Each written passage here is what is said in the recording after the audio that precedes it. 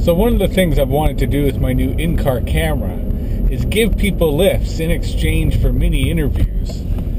So today in the car I've got Sherida Ryan, who's the director of the Social Economy Center at U of T, as well as my mother.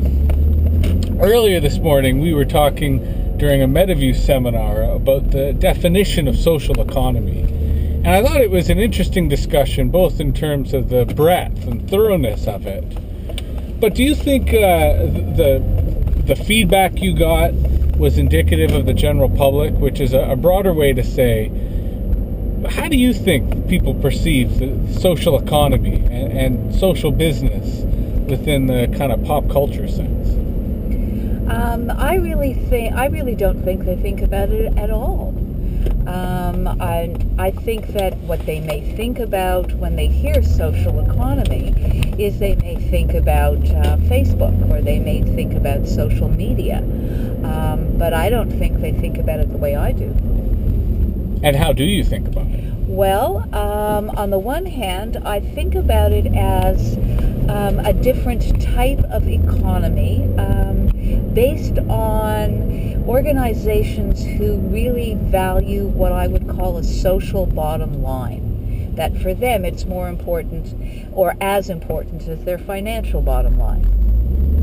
Now, we, in today's seminar, spent a lot of time wondering how could companies that solely focus on the bottom line be shifted culturally to understand the merits and benefits of a hybrid bottom line that has both a financial and a social benefit. Do you have any thoughts on how that shift could happen?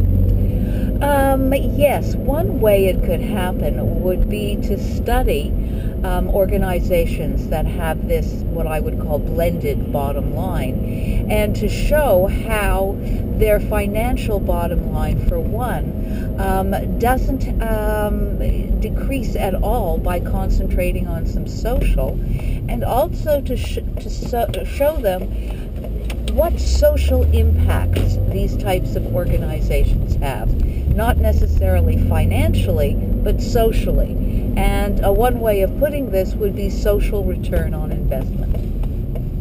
And could you argue even further that focusing on that social bottom line actually motivates staff towards better productivity, towards better morale and motivation, because they don't feel that they're just slugging away to meet the interests of the owners, but are contributing to a greater good in their community and their society? I think that depends on the employees, but I think that if you feature this in your company, you're going to get a certain type of employee that's willing to give 120% because they are seeing some of their values in action. And I think for the younger generation today, that's really important.